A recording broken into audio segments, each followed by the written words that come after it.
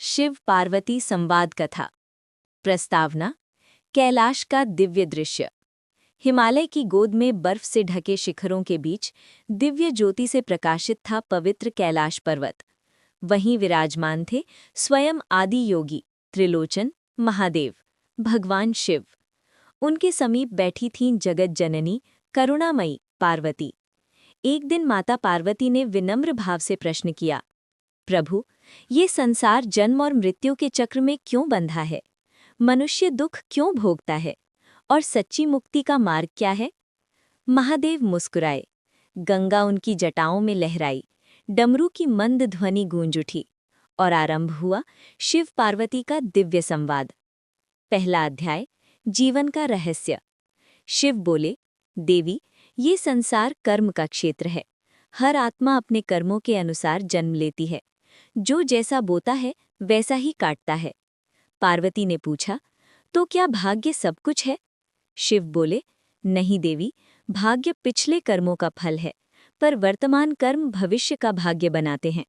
उन्होंने बताया कि आत्मा अजर अमर है, शरीर बदलता है, आत्मा नहीं। दूसरा अध्याय, पाप और पुण्य का फल।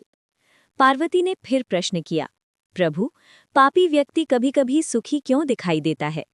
शिव बोले, देवी, उसका वर्तमान सुख उसके पुराने पुण्यों का फल है, और जो आज धर्मात्मा दुखी है वो अपने पुराने कर्मों का परिणाम भोग रहा है।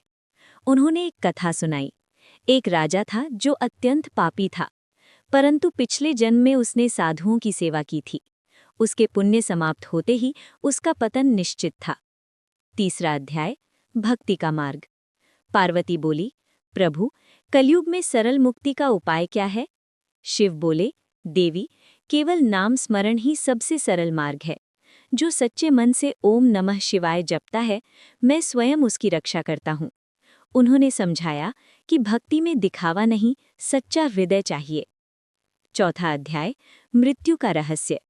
पार्वती ने गंभीर होकर पूछा, प्रभु, मृत्यु के समय आत्मा क्या अनुभव करती है?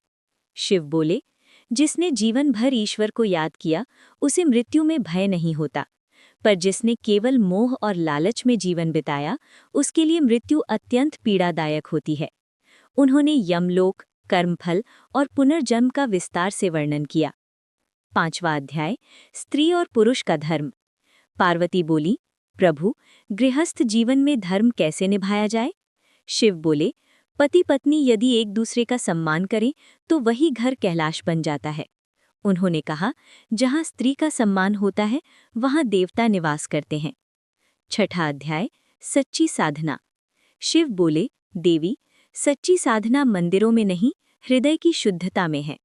उन्होंने समझाया कि अहंकार ही सबसे बड़ा शत्रु है।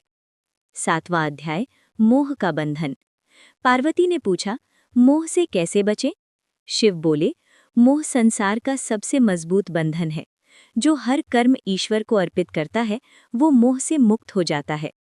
अष्टम अध्याय, कलयुग का सत्य। शिव बोले, कलयुग में मनुष्य जल्दी क्रोधित होगा, धर्म कम होगा, परंतु जो नाम स्मरण करेगा वो शीघ्र मुक्ति पाएगा। अंतिम अध्याय, परम सत्य। अंत में पार्वती ने पूछा, प्रभु, जीवन का अंतिम लक्ष्य क्या है?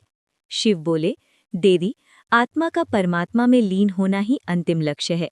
जब मनुष्य मैं और मेरा छोड़ देता है तभी वो शिवत्व को प्राप्त करता है। ये सुनकर पार्वती ने फोल्डेड हैंड से प्रणाम किया। कैलाश पर दिव्य प्रकाश फैल गया। देवगण हर हर महादेव का जयघोष करने लगे। उपसंहार।